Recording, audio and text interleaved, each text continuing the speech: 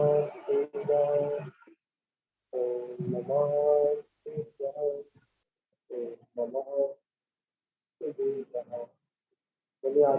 भगवान की जय।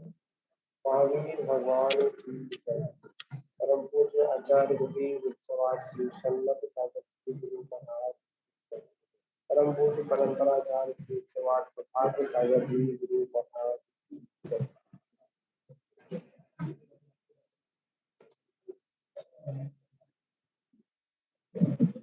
चलिए अपना विषय चल रहा था जीव की खोज।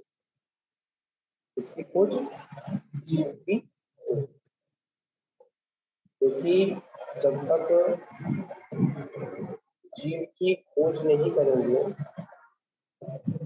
तब तक वह 24 खाना जो स्थान में है, 24 स्थान जो बताए हैं, उनको भी हम व्यवस्थित रूप से नहीं जान पाते। तो हम लोगों ने गति, इंद्रिय, काय, योग, वेद, कसाय, ज्ञान और संयम, दर्शन के बारे में जान लिया। अब हम जानेंगे वेश्या के बारे में। इसके बारे में, वेश्या के बारे में जानेंगे।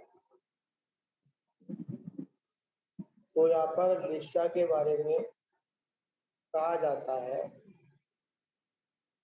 लिप्ततिथि वेश्या।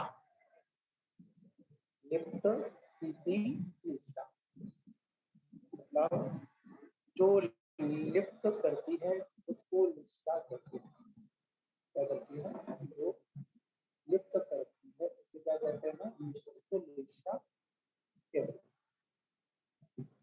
तो वह वेश्या अर्थात जो आत्मा को या कर्मों से आत्मा को लिप्त कर, जो कर्मों से आत्मा को लिप्त करती है उसे वेश्या कहते हैं। वेश्या की अपेक्षा से जीवों का परिचय कराना वेश्या मार्गरा। क्या बात है? यहाँ पर बात बड़े समझने। ऐसा भी आता है आत्मा से अनुबंधित परिणामों को वेश्या कहते हैं। हाँ, जो कसायों से अनुबंधित परिणाम है उसे क्या कहते हैं? उसे वेश्या कहते हैं। वेश्या की परिभाषा में और भी कुछ हम लोगों ने पढ़ा था, शायद संज्ञान में कोई हाँ पढ़ा था, अभी कहीं पर पढ़ा था, 12 संपेखा में आया था ना। वेश्या का उसको भी समझते हैं। वेश्या का ये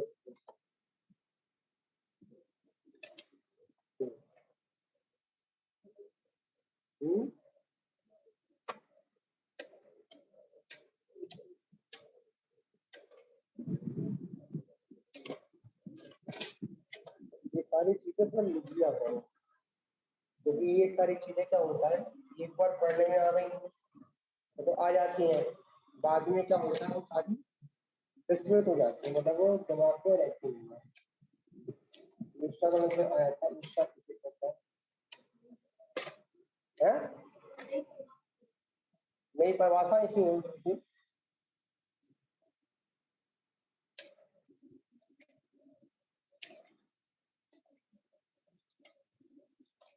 तो देखते हैं, आगे देखते हैं।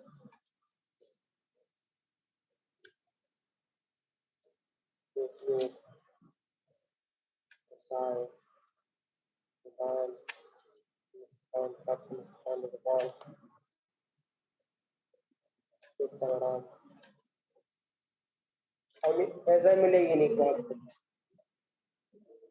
है।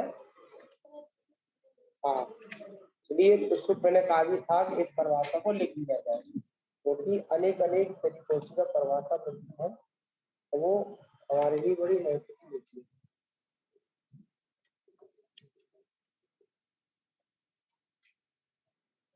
हाँ, तो मुख्यता में तो एक ही परिभाषा चलती है, वो ये चलती है कि आत्मना कसायों से अनुबंधित जो परिणाम है उसे क्या कहते हैं?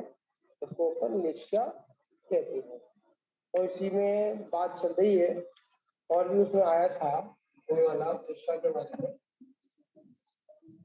हाँ, लिप्त का भी कह सकते हैं, अनुबंधित भी कह सकते हैं, सारी विषय से करेक्ट, मतलब एक दूसरे के पर्यायवाची नामांकन करने की रहते हैं। उसमें कहते हैं जो लीपन करती है, तो लिप्त करती है, उसे लेश्या कहते हैं। अर्थात जो कर्म से आत्मा को लिप्त करती है उसको लेश्या कहते हैं।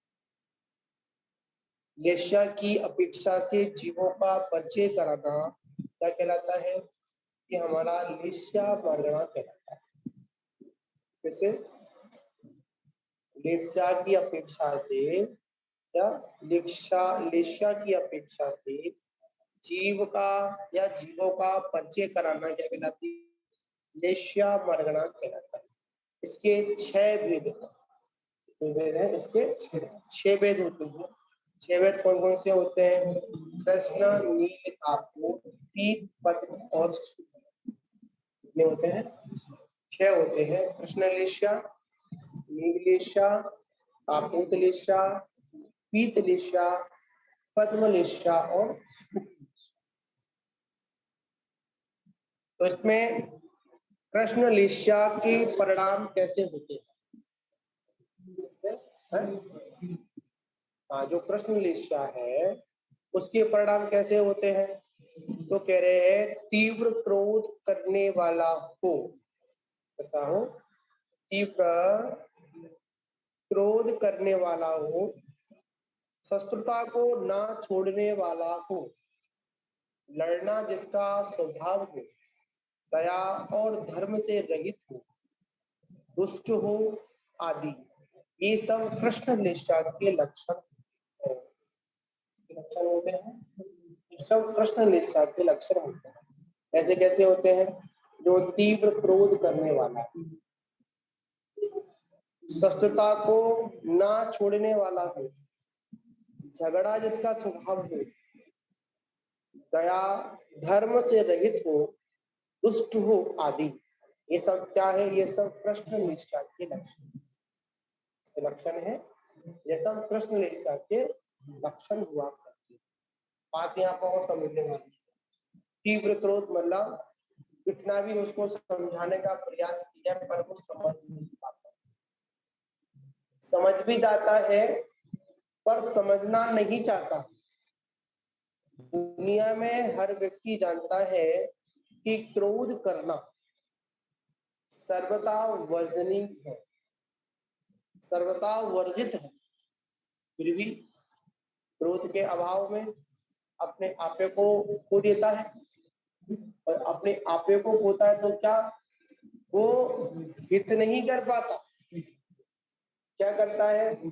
अपना ही घात करता है, अपना ही अनर्थ करता है, इसके अलावा और कुछ नहीं कर पाता। हाँ, तो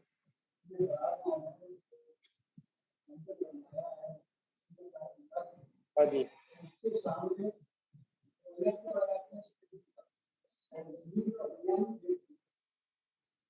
हाँ,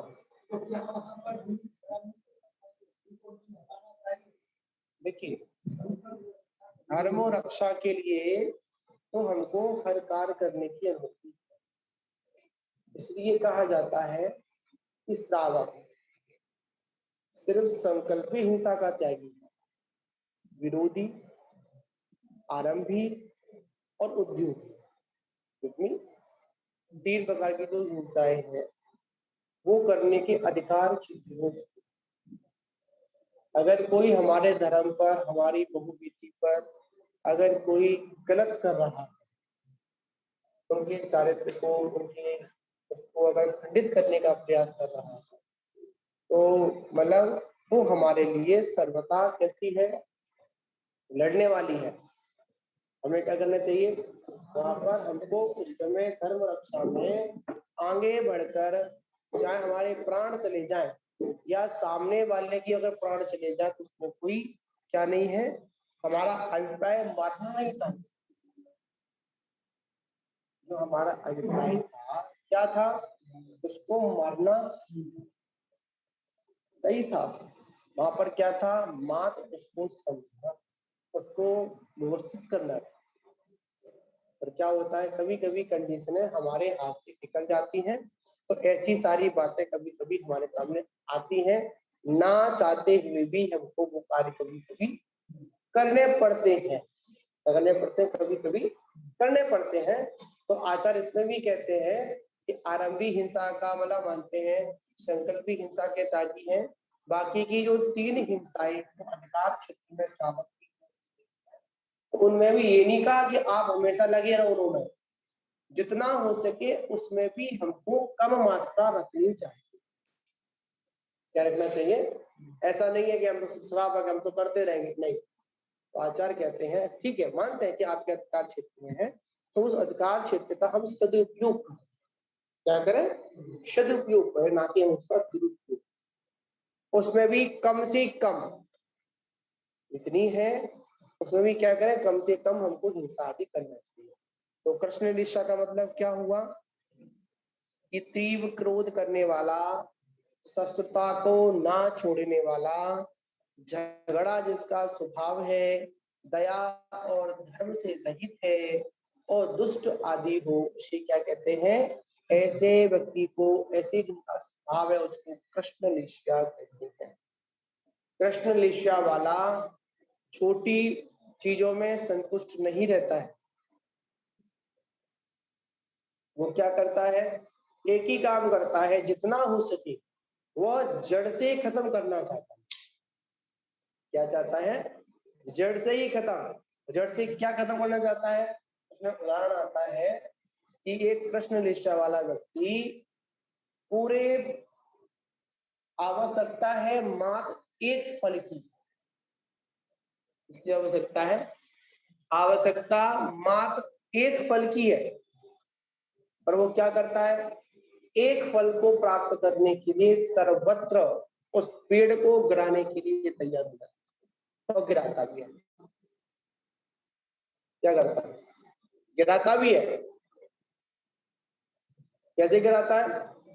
हम सब देखते भी हम, पर अपनी एक व्यक्तिगत कार्य सिद्धि के चक्कर में वो सामने वाले की रेल लगा दे, उसमें कोई आश्चर्य। और आज संसार की रीति में यही क्या, तो ऐसी प्रवृत्ति जिनकी है तो वो तीव्र क्रोध वाले हैं। कैसे हैं? तीव्र क्रोध। अब यहाँ पर तीव्र क्रोध भी हो सकता है, तीव्र मान भी हो सकता है, तीव्र लोभ भी हो सकता है, और तीव्र मायाचारी भी हो सकता है। अब कहते हैं नील निश्चा वाला व्यक्ति, आलसी, मंद बुद्धि, स्त्री लुब्धक और प्रपंचक और कातर और साधमानी आदि। मतलब क्या होता है, यहाँ पर मान का देते साधमानी और सदामानी आदि, ये सब क्या है, नील निष्ठा की लक्षण। एक तो कैसा होता, आलस, अरे कर लेंगे, क्या बोलते हैं, अरे कर लेंगे, समय बहुत है। ठीक। उसके बाद कैसा होता है, मंद बुद्धि, उसकी बुद्धि क्या नहीं करती है, ठीक से काम नहीं करती है। स्त्री लुब्धक मतलब स्त्रियों के बस में, स्त्रियों के प्रति उसकी आसक्ति अधिक। और प्रवंचक मतलब प्रपंच में हमेशा पड़ा रहता है। कातर मतलब रहता कलह प्रेमी।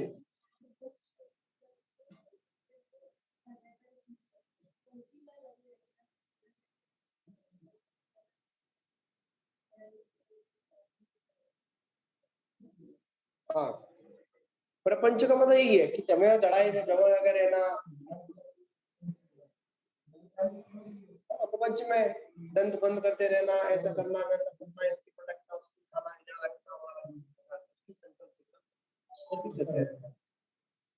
और सदा मानी, मानी रहता, सदा मान। अब देखा जाए तो इसमें पहले में कृष्ण ने दिया, दूसरे में मान का उन्होंने वो दे दिया, अनिल को मैंने दे दिया। अब कहते हैं कापोत लिस्सा। शोकाकुल, हमेशा शोक में डूबा, अरे ऐसा वैसा। अब इसमें आता है, अपन नील में समझ लें, कृष्ण लेशिया वाला पेड़ को खत्म करता है, तो नील लेशिया वाला पेड़ की जड़ से तो खत्म नहीं करता है, पर एक पेड़ के, एक वस्तु के लिए क्या करता है, वह जो डाल है, डाल नहीं, जो मेन तला है उसको काटता है। क्या करता है? जो मेन डाल है जहां से शाखाएं फूटती हैं, वहां से उतने हिस्से को वो खत्म करता है। ठीक। इसके बाद आता है कापोदलेश्या। तो कापोदलेश्या में क्या आ जाएगा, तो कहते हैं कापोदलेश्या में आएगा कि शोकाकुल सदा रुष्ट, जैसा शोकाकुल रहेगा, और क्या करेगा, हमेशा सदा रुष्ट, हमेशा उसका मुंह बना रहेगा, बिलैया की तरह चढ़ा रहेगा ना। अच्छा, नहीं कबूतर की तो है।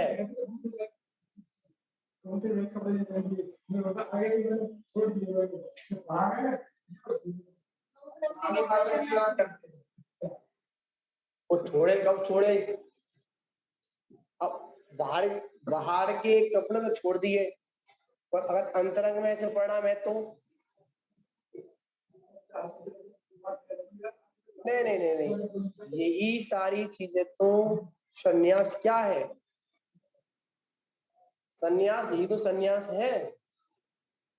संन्यास का मतलब सिर्फ ये नहीं कि हमने बाहरी वस्त्र उतार दिए और हाथ में पीछी कमंडल ले ली, हो गए सन्यासी, नहीं, ये तो सिर्फ भेष परिवर्तन है।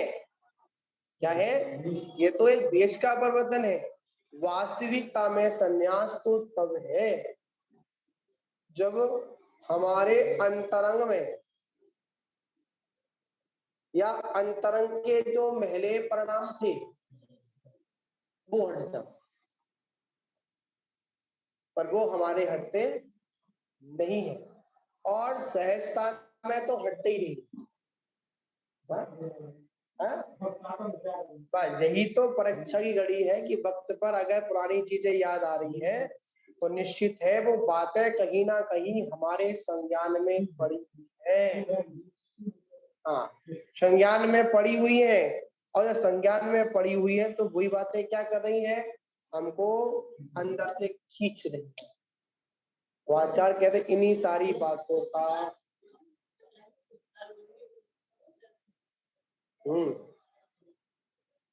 पुष्पडाल के अंतर्गत में अनेक प्रकार की बातें चल रही थी।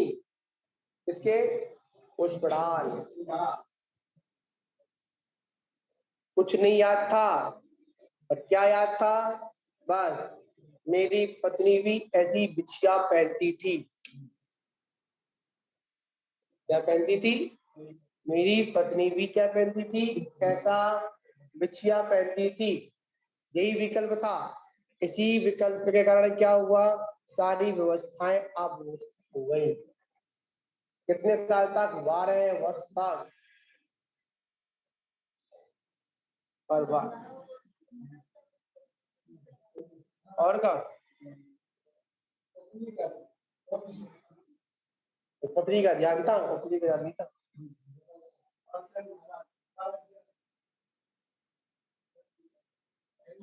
यही तो संघ के नायक की विशेषता होती है। तो क्या, हमेशा शोकाकुल रहता है, सदा रुष्ट रहता है, पर निंदक, दूसरे की निंदा करता है, आत्म प्रशंसक, अपनी प्रशंसा करता है, संग्राम में माहिर, आदि व लड़ने झगड़ने में तो हमेशा तैयार रहता है। ऐसा क्या, अगर हम हमेशा लड़ाई झगड़े के लिए तैयार है तो समझ जाओ हमारी कापोद ईर्ष्या जल गई, संग्राम लड़ने को तैयार, कोई बात भी तुरंत वैसे वैसे परिणाम सही है, ना सोए और ना दूसरे को सुन जाए, ना खाए तो खा ले। ऐसे परिणाम किसके हैं, कापोद ईर्ष्या।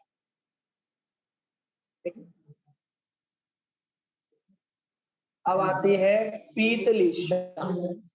अब कापोद वाला क्या करता है, कृष्णलिशा वाला जड़ से उखाड़ रहा था, नीलिशा वाला बीज मतलब मूल दाल को काट रहा था, मतलब जो होता है उसका बीज का, हाँ तना बोलते हैं, बीज का तना को काट रहा था। पर कापोद वाला क्या करेगा, नहीं, जहां से जो शाखा फूट रही है उस शाखा को, डाल को निकाल दिया, जो पेड़ की शाखाएं निकल रही थी शाखाओं को खंडित कर, इसके लिए मात्र एक बच्ची थी। ठीक है, अब आता है पीतलिशा। कौन सी लिशा, पीतलिशा। तो पीतलिशा में आता है प्रबुद्ध, मतलब जागरण, जागृत, करणायुक्त, जो कार्य और अकार्य का विचार करने वाला हो, लाभ और अलाभ में समता रखने वाला हो आदि, ये क्या है, पीतलिशा के लक्षण है। इसके लक्षण है, पीतलिशा के लक्षण है। तो कैसे, जो प्रबुद्ध है, करुणा से युक्त है, जो कार्य और अकार्य का विचार करने वाला हो, लाभ और अलाभ में समता रखने वाला हो आदि, पीतलिशा के लक्षण है। इसके लक्षण है, यह पीतलिशा के लक्षण हुआ करते हैं। नहीं नहीं, जिस समय आपके तीव्र कसाय के परिणाम है तो ये मन में विचार आ रहा है कि हाँ अब मैं इसको खत्म कर दूं, इसको छोड़ूंगा नहीं, इसका साथ ऐसा करूंगा, इसके साथ ऐसा करूंगा, तो आप समझ जाओ कि आपकी कृष्ण निष्ठा के परिणाम चल रहे। क्या निष्ठा स्तर नहीं रहती है, इसमें भी द्रव्यलिशा और भावलिशा का वर्णन। द्रव्यलिशा जैसी है वैसी रहेगी, और भावलिशा में क्या होता है, परिवर्तन होता रहता है। क्या होता रहता है, परिवर्तन होता रहता है। उस परिवर्तन के कारण ही अवस्था आगे पीछे होती है। हाँ, उसी के अनुसार कर्म बनता है, उसी के अनुसार हमारा गुणस्थान बनता है, उसी के अनुसार हमारी व्यवस्थाएं संचालित होती हैं, जिन व्यवस्थाओं के पीछे हम लोग क्या करते हैं, लगे हुए हैं। ठीक है, इसलिए कहा जाता है अधिक समय तक, अधिक समय तक किसी के साथ में वैर विरोध की बातें नहीं रखना चाहिए। अगर हम अधिक समय तक किसी के साथ में वैर विरोध की बातें रख रहे हैं तो आचार्य कहते हैं कि तुम्हारा गुणस्थान, तुम्हारी कसाय व्यवस्था अपने आप जितने जितने समय तक अगर आपका वो वैर विरोध चलता रहा, अगर 6 महीने से अधिक अगर आपका वैर विरोध की श्रृंखला अगर उठ गई, तो आचार्य कहते हैं कि आपका प्रथम गुणस्थान, कौन सा गुणस्थान है, पहला गुणस्थान। ये सारी चीजें पढ़ने वाली है और पढ़ने के साथ में समझने वाली, क्या पढ़ने वाली है और समझने वाली है। यहाँ पर तो एक ही बात आती है, पूर्व में जब कसाय भाव किए तो आज हमको इस पंचम काल में जन्म लेना पड़ा, फिर भी कोई ना कोई पुण्य कार्य किया होगा जो उस बात को समझाने वाला और समझने का समय हमारे पास में है।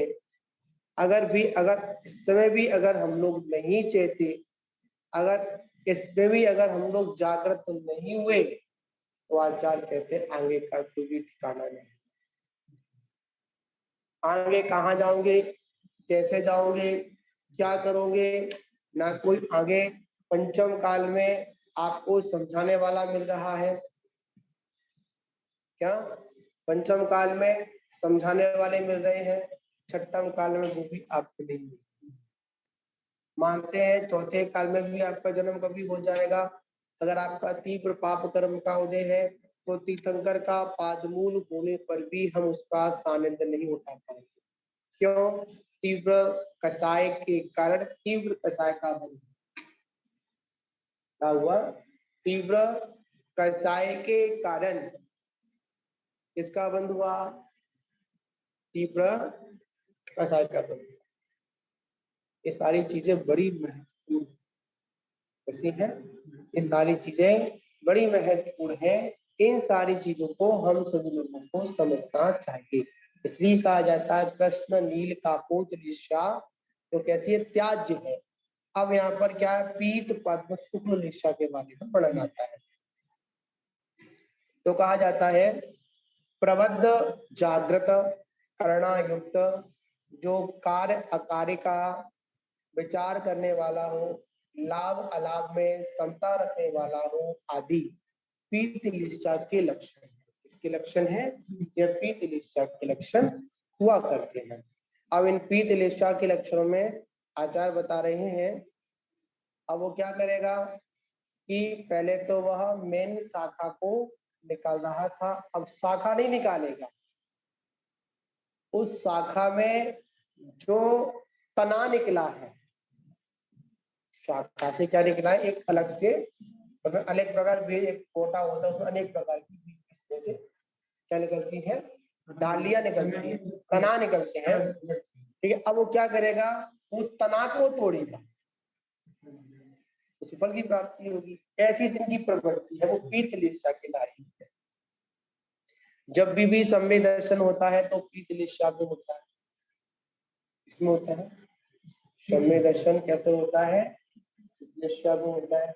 हाँ, सम्यक दृष्टि के भी कृष्ण नील कापोत लिस्सा हो जाती है, लिस्सा हो जाती है। हाँ, सम्यक दृष्टि के भी क्या हो जाती है, ऐसी लिस्सा हो जाती है, पर वह लिस्सा जो मर्यादा है उसके अंतर अंतर में समाप्त हो जाती है। हाँ, 6 महीने के, अब देखिए इतना मोह था, इतनी बड़ी अज्ञानता थी, किनकी, रामचंद्र जी की। अपने मृतक भाई को कितने माह तक, 6 माह तक क्या करते रहे, कांधों पर लेकर घूमते थे। ठीक है ना, ऐसा भी हो मर्यादा है। 6 महीने से कुछ समय पूर्व ही वह अवस्था उसकी अवस्थित हो जाएगी। हाँ,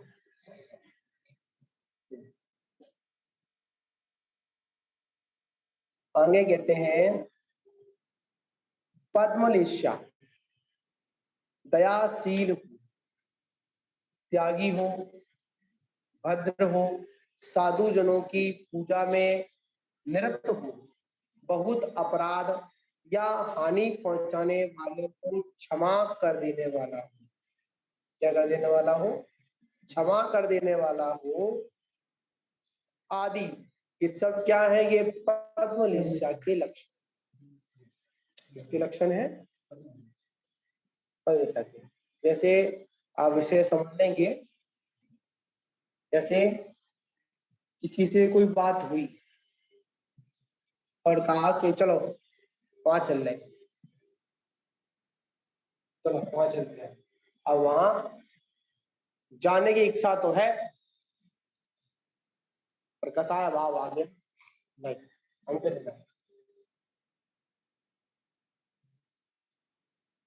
इच्छा तो है, पर उस क्रोध अवस्था में और कसाय के कारण मानते हैं कि वर्तमान में कोई हमारा घाटा नहीं दिख रहा,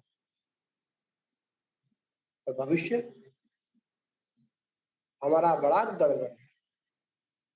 ऐसा है, भविष्य हमारा बहुत गड़बड़ है।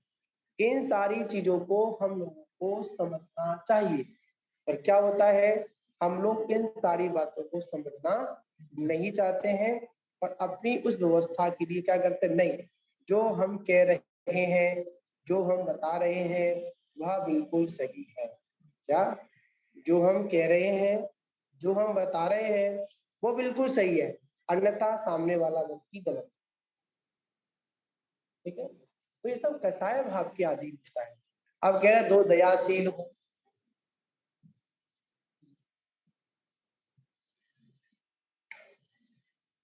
कैसा हो, जो दयाशील हो, त्यागी हो, भद्र हो, साधु जनों की, क्या, इनकी, साधु जनों की पूजा में, इसमें साधु जनों की पूजा में निरत हो, बहुत अपराध या हीन पहुंचाने वाले को क्षमा करने की जिसकी प्रवृत्ति हो उसे क्या कहते हैं? उसको अपना पद्मलेशा वाला कहते हैं। अब वो क्या करेगा? अब वो पेड़ नहीं खत्म करेगा। क्या खत्म नहीं करेगा? पेड़ नहीं खत्म करेगा। अब तो वो क्या करेगा? मात्र वह फल की इच्छा रखेगा। क्या रखेगा? मात्र वह फल की इच्छा रखेगा। उसमें क्या रखेगा कि जो डाल पे जो लगा हुआ है वो फल तोड़ेगा। उसकी डाल को, उसके पत्तों को बिल्कुल भी नुकसान नहीं पहुंचाएगा। क्या नहीं करेगा? उसकी डाल को, उसके पत्ते को, पेड़ को नुकसान नहीं पहुंचाएगा, पर पेड़ पे लगे हुए जो फल है उसको तोड़ेगा बस। इसके अलावा और कुछ भी नहीं करेगा। ठीक है। अब आता है जो शत्रुओं के दोषों पर भी दृष्टि ना देने वाला हो। जो शत्रु है उनके ऊपर क्या नहीं दोष है या नहीं है, क्या नहीं करता? उन पे बिल्कुल भी दृष्टि नहीं डालता। जिसे राग, जिसे पर से राग द्वेष व स्नेह ना हो आदि शुक्ल लेखा के लक्षण है। इसके लक्षण है ये शुक्ल लेखा के लक्षण हुआ करते हैं। तो यहाँ पर समझ लें अपन लोग, भला जिसके अंदर कोई शत्रु है उसके दोषों पर क्या नहीं डालेगा? वो दृष्टि नहीं डालेगा, वो नजर नहीं डालेगा। ठीक है। अब वो क्या करेगा? यहाँ पर है शुक्ल लिस्सा वाला व्यक्ति क्या करेगा? एक काम करेगा। उसका काम सिर्फ इतना होगा कि जो जमीन पर पड़े हुए अगर फल हैं उनको ही ग्रहण करेगा। वह किसी वृक्ष आदि को क्या नहीं पहुंचाएगा? मतलब हानि नहीं पहुंचाएगा। ये प्रवृत्ति इस लेस्या के बारे में हुआ करती है। अब हम लोगों ने यहाँ पर लेस्या के बारे में समझा। अब अपन लगा लेते हैं कि नरक में कौन सी गति में? नरक गति में क्या? नरक गति में कितनी लेस्याएं होती हैं? बताओ।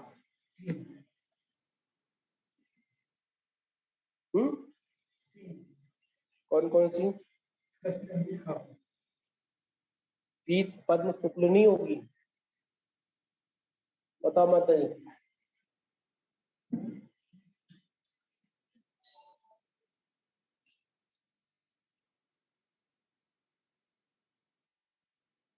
बताओ कितनी लेस्या होंगी?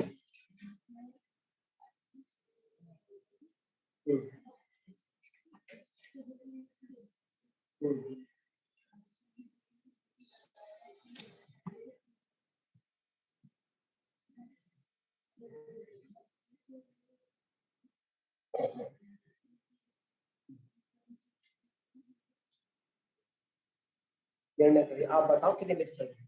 अभी सही नहीं है। हाँ? 6 नहीं है, 3 लेस्या।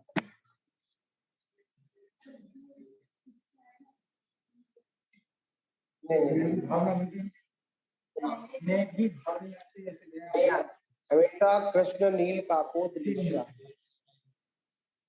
एक पवन जी कौन सी होगी बताओ? एक नाम आवाज सुनो इनकी पवन जी की। बताओ कितनी होगी पवन जी लेस्या? एक होती है जी। कौन सी? एक कौन सी होगी? कृष्ण लेशिया सिर्फ एक कृष्ण लेशिया पहली। अच्छा ऐसा नहीं है। पहली लेशिया कृष्ण लेशिया। सुनो सुनो, अलग अलग नरकों के अनुसार अलग अलग लेस्याएं होती हैं। नरक में तो वहां पर पीत पद्म शुक्ल लेस्या नहीं होती। अरे ये बताओ पवन जी आवाज आ रही है? आ रही महाराज जी, बोलिए आप। अब जी कह रहे हैं इससे ये पूछो पवन जी से कि नरक में सम्य दर्शन होता है कि नहीं होता? होता है। सम्य दर्शन होता है तो कौन सी लेस्या में सम्य दर्शन होता है? कौन कौन बताइए? मैंने जी कहा कौन सी लेस्या में सम्य दर्शन होता है?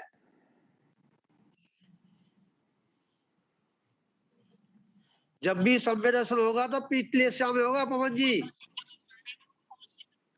तो नरक में जो है सम्य दर्शन होता है कि नहीं होता?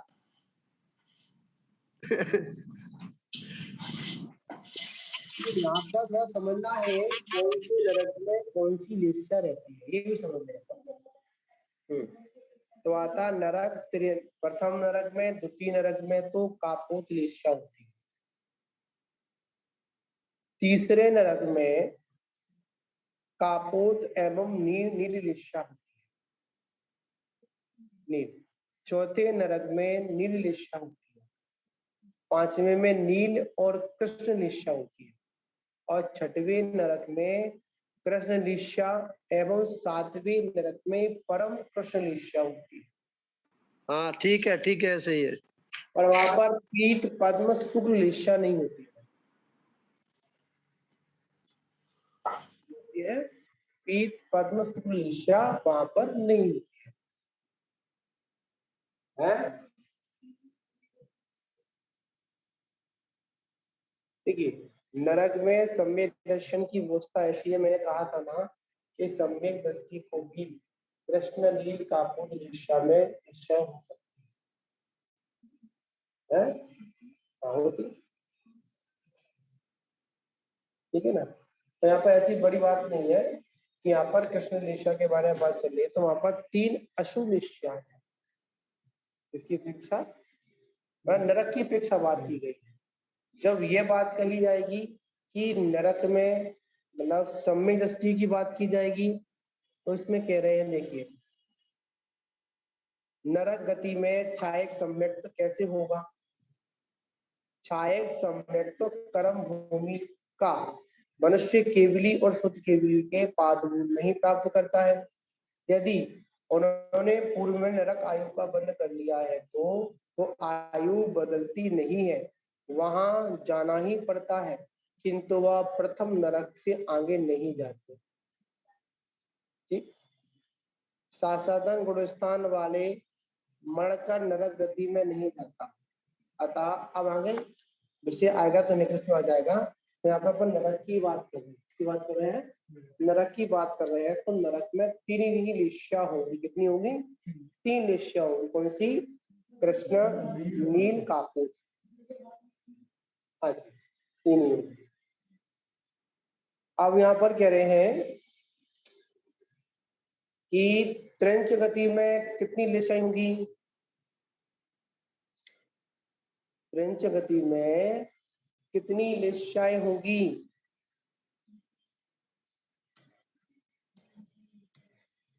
6 लेस्या पूरी होगी। कितनी होगी?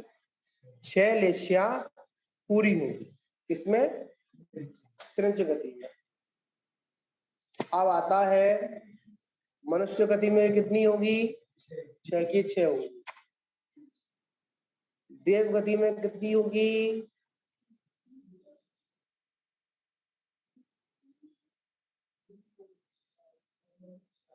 हाँ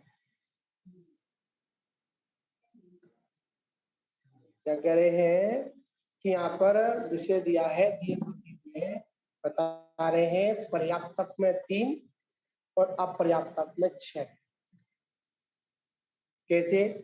तो देव गति में अपरत अवस्था में 6 लेस्याएं और पर्याप्त अवस्था में 3 शुभ लेस्याएं हुआ करती है। अब भवनत्रय में पर्याप्त अवस्था में 1 पीत लेस्या, अपर्याप्तक में 3 अशुभ लेस्याएं होती है। एवं स्वर्ग में क्रमशः पीत पद्म शुक्ल लेस्या रहती है। क्या रहती है? रहती है। पर्याप्त और अपर्याप्त दोनों अवस्थाओं में एक सी रहती है।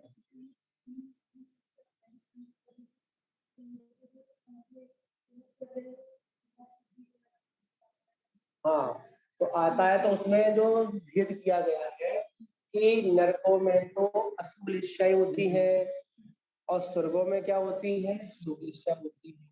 इस अपेक्षागत पर्याप्त अवस्था बता दिया और अपर्याप्त अवस्था में 6 लेस्याएं हुआ करती है।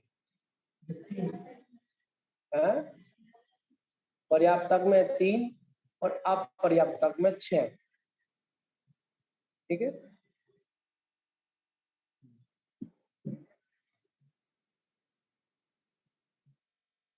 प्रथम द्वितीय स्वर्ग में पीतलिशा और तीसरे चौथे स्वर्ग में पीत और पद्मलिशा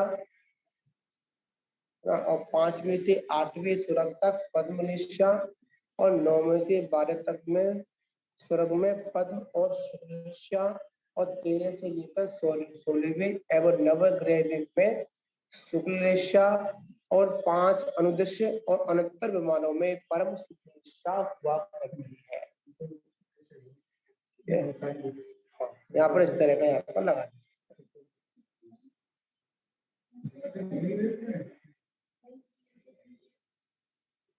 नवग्रैविक नहीं, उसमें नवग्रैविक में और नहीं अनुदिश और अनुत्तर विमानों में परम शुक्लिशा होती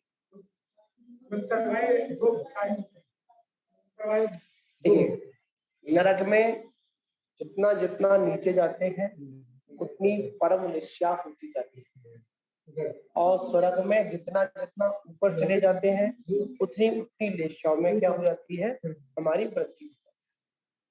और अब बताइए सिद्ध भगवान की कौन सी निष्ठा है, बताओ। दिक्कत तो सिद्ध भगवान बता रानी, सिद्ध भगवान की कौन सी निष्ठा है? ना उनकी। अच्छा बताओ मम्मी, सिद्धों के कौन सी निष्ठा है? कौन कौन करे?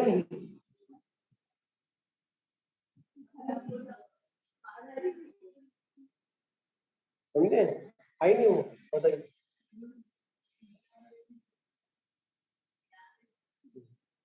ठीक है, तो हम लोगों ने यहाँ पर लिस्सा के बारे में समझा। क्या समझा? ये समझे कि लिस्सा किसे कहते हैं? बड़ा देख क्या मैसेज है, मैसेज पढ़ो।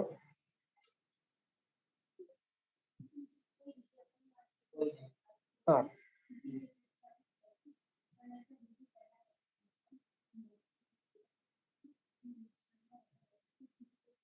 देखो देखो निकालो, निकालिए।